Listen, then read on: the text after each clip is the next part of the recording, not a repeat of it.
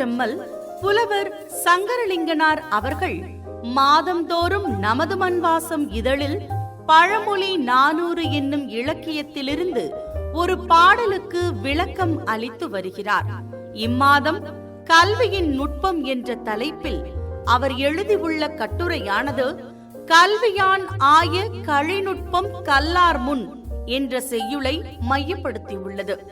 தமரை இல்லார்க்கு நகரமும் காடு போன்றாங்கு என்பது இச்செய்யுளிற் காணப்படும் பழமொழி. இதற்கு புலவர் சங்கரலிங்கனார் அளிக்கும் விளக்கமாவது, நகர பண்பாடு என்பதே பிறருடன் கூடி வாழ்வதும் அதற்கான வாய்ப்பு மிகுந்திருப்பதும் தான் என்று பழமொழி 400 ஆசிரியர் மூன்றுரையரையனார் கருதியிருக்கிறார். ஆனால் இன்று நகர நாகரீகத்தில் அடுக்குமாடி குடியிருப்புகளில் வசிப்பவர்கள் காட்டில் வசிப்பவர்களைப் போலத்தான் தனித்து வாழ்கின்றனர்.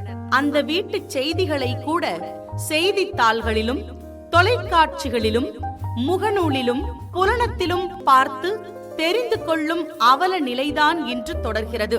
உறவுகளும் நட்பும் வேண்டாம் என்று தனது வீட்டுக் கதவை இறுக சாத்திக் கொள்ளும் உள்ளங்கள் இணைய தொடர்பும் தகவல் தொடர்பும் கிடைக்காத காட்டில் வாழ்ந்தால் என்ன?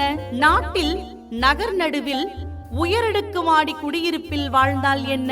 கல்லாதார் முன் மாட்டிக்கொண்ட கல்வியாளர் படும் தனிமை துயர்தான் இவர்களையும் வாட்டும் என சொல்லாமல் சொல்கிறாரோ?